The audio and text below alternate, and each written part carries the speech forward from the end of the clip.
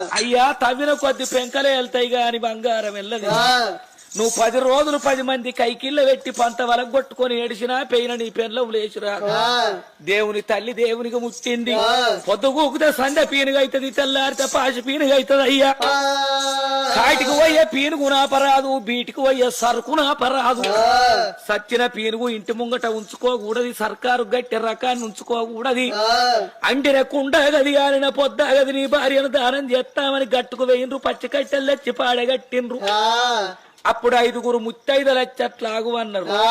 భర్త ముంగట భార్య చచ్చిపోతే దాన్ని ముత్తైద సావంటారు. ఆ సచ్చిన పీనుక్కైన తానం పోసి నొట్టికి బొట్టు పెట్టి కొత్త చీర కట్టి కొత్త రైక గడికి పసుపు ఇంకో పెట్టి పాడ వీన వంట పెడితే పార్వతీదేవి లెక్క కనిపిస్తుంది ముఖం. అందుకే తెలిసిన ఆడోళ్ళు పొద్దుగాల లేస్తేనే దేవుణ్ణి 3 వారాలు కోరుకుంటారట. అయ్యా రామచంద్రుని లాంటి భర్త దొరకన్నని మొదటి వరముల కోరుతారు. రక్తమానిక్క లాంటి పిల్లలు ఉట్టన్నని 2వ వరముల కోరుతారు. 3వ వరముల ముత్తైద సాగు కోరుకుంటారవ్వా ఓ తల్లులారా.